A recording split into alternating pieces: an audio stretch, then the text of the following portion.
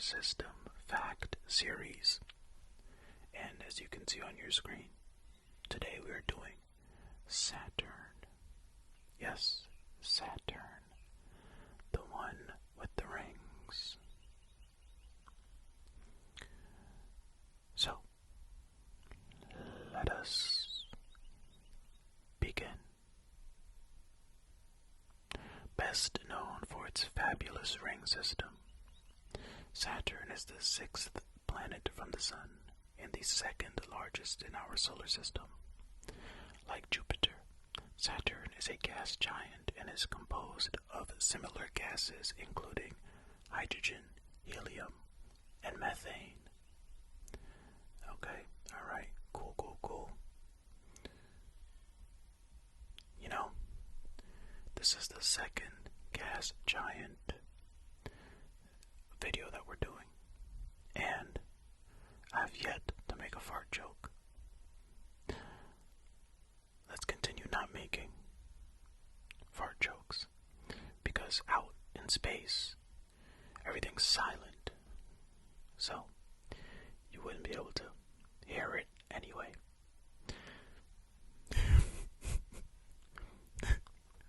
Facts about Saturn.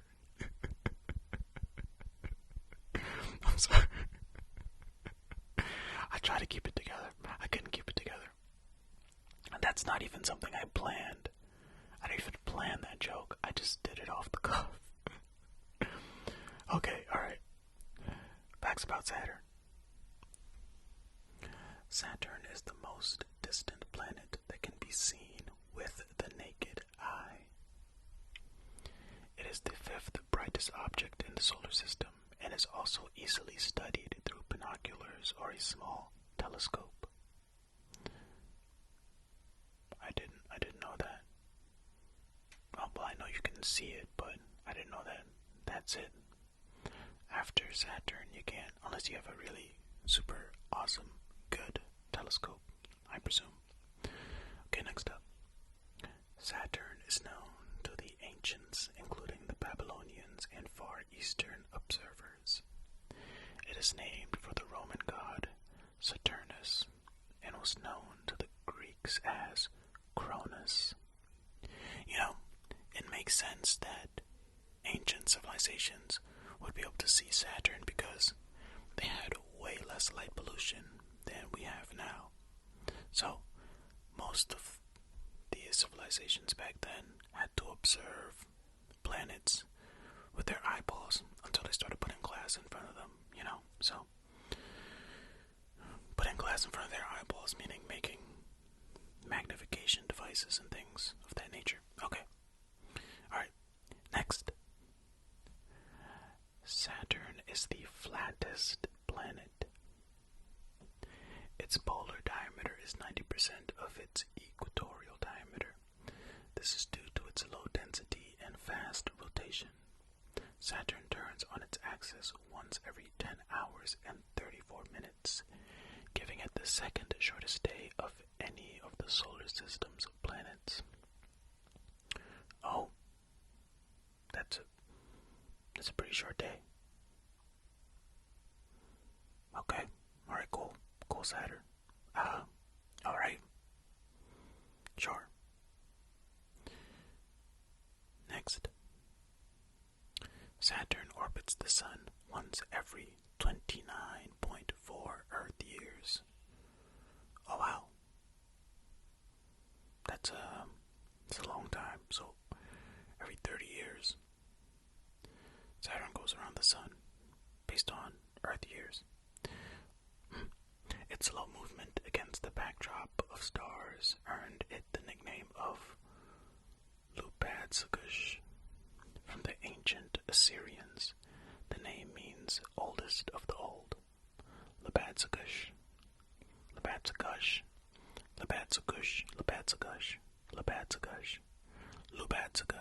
I don't know how to pronounce that. Forgive me. Next. Saturn's upper atmosphere is divided into bands of clouds. The top layers are mostly ammonia ice. Below them, the clouds are largely water ice. layers of cold hydrogen and sulfur ice mixtures. I mean, that doesn't sound safe. I know you're not supposed to inhale ammonia if you're organic, right? I mean, that's what I've seen, so I wouldn't imagine Saturn being a good place for you humans to visit. Well, neither was Jupiter, so. Next. Oh, would you look at that, Jupiter's in this next one. Next up, Saturn has oval-shaped storms similar to Jupiter's. Okay, let's scroll up here. I'm bringing all of these up. Oval-shaped storms. I should have waited on, but I didn't. The region around its north pole has a hexagonal, or hexagonal, however you want to pronounce it, a hexagonal-shaped pattern of clouds. Scientists think this may be a wave pattern in the upper clouds. The planet also has a vortex over its south pole that resembles a hurricane-like storm. I really wonder how long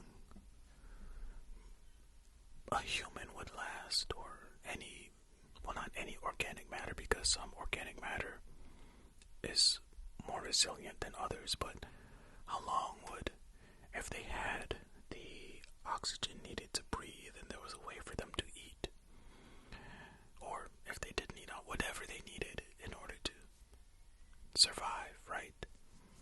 So just throw somebody on the planet, you have an oxygen tank, some food, whatever. How long would you survive on one of these planets? It'd be interesting to do a test on each one from the beginning. Boop, boop, boop, boop, boop.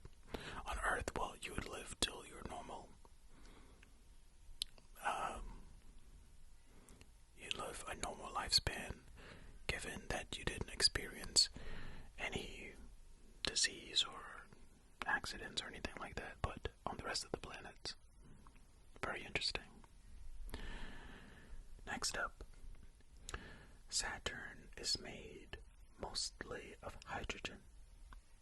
It exists in layers that get denser farther into the planet. Eventually, deep inside, the hydrogen becomes metallic. At the core lies a hot interior. So hydrogen becomes metallic, and at the core lies a hot interior. Okay, I got nothing for that one. Next up, Saturn has the most extensive rings in the solar system. The Saturnian rings are made mostly of chunks of ice and small amounts of carbonaceous dust. The rings stretch out more than 120,700 kilometers from the planet, but are amazingly thin, only about 20 meters thick. You know what's funny about that? I mean, in the grand scheme of things, yes, that's thin, right? But it's so funny that they say they're amazingly thin, but they're 20 meters thick, baby. Brr, brr, brr, brr. You know? Yeah. That's just funny to me. I mean, 20 meters is kind of thick. Like on Earth, 20 meters is a good bit. Anyway, of course they're talking about in the grand scheme of the planet. The planet's huge, 20 meters, I get it, but anyway, let's continue.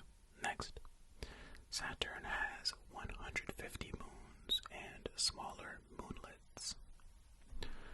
All are frozen worlds. The largest moons are Titan and Rhea.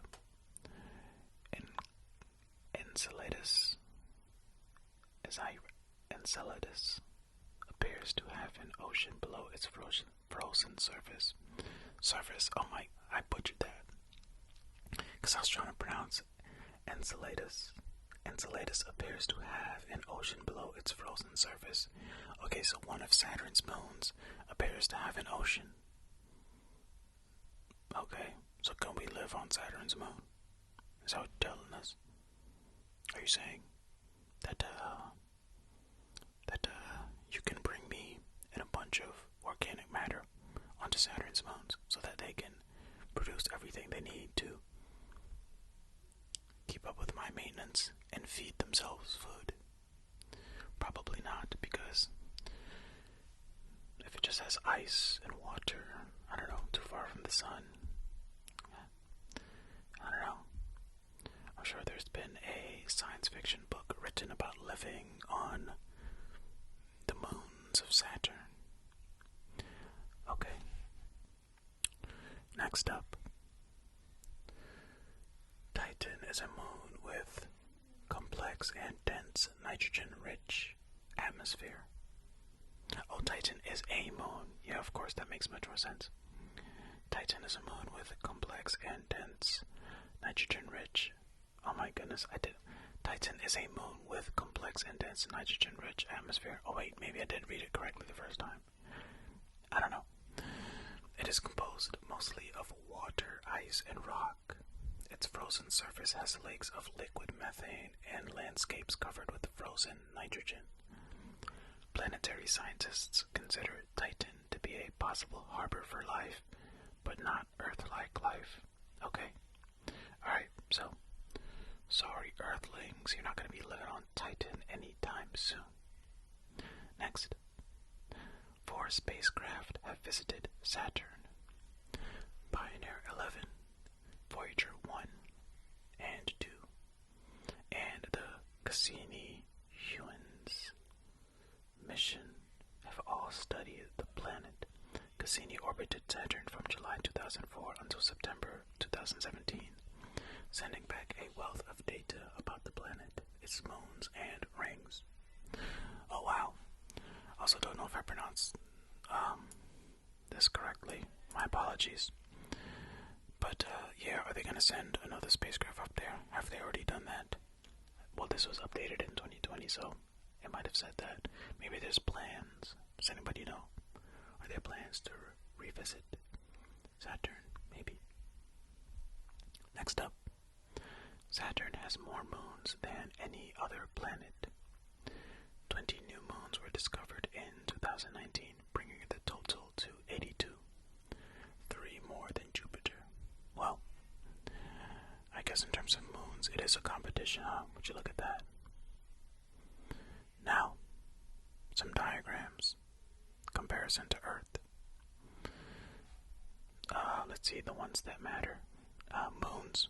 Earth only has 1 moon. Saturn, 82. We're losing. I mean, diameter as well. Jesus, like 10 times. Oh my goodness, look at the length of the year. This is interesting. 365, right? And then 10,756 because of how quickly it rotates on its axis. Interesting. Alright, let's read a little bit more about Saturn's rings. While all the gas giants in our solar system have rings, none of them are as extensive or distinctive as Saturn's. The rings were discovered by Galileo Galilei in 1610, who observed them with a telescope. The first up-close view of the rings were by Pioneer 11 spacecraft, which flew by Saturn on September 1, 1971. Man, Galileo was sure looking up at the stars a lot, huh?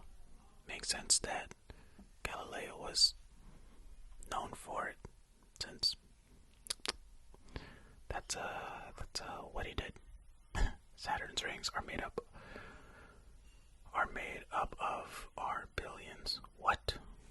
That's not right. Saturn's rings are made up of billions of particles that range inside from tiny dust grains to objects as large as mountains.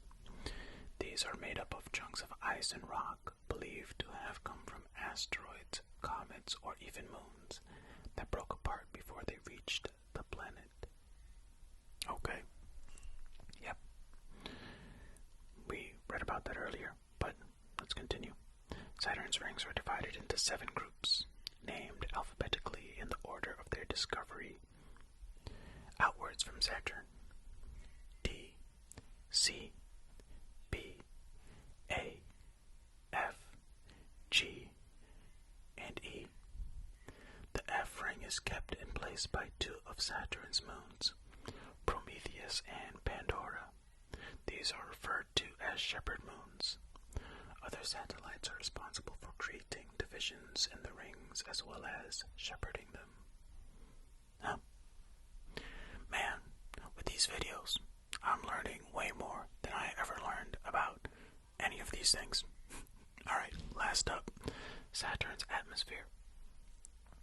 Saturn's atmosphere is composed primarily of hydrogen, 96%, and helium, 3%, with traces of other substances like methane, ammonia, acetylene, ethane, propane, and phosphine. Winds in the upper atmosphere can reach speeds of 500 meters a second. These, combined with heat rising from within the planet's interior, cause yellow and gold bands. And you know what the bands do? Okay. That was a reference. If you know, you know. Don't. I'm not even gonna. Okay, let's moving on. Well, not moving on. We're done. That's it. That's the end. And since that's the end, I want to say, I hope you enjoyed that. If you did, you know what to do. And if you didn't, you also know what to do. I appreciate you regardless. Thank you so much for watching and or listening to this video. Remember, be kind to yourself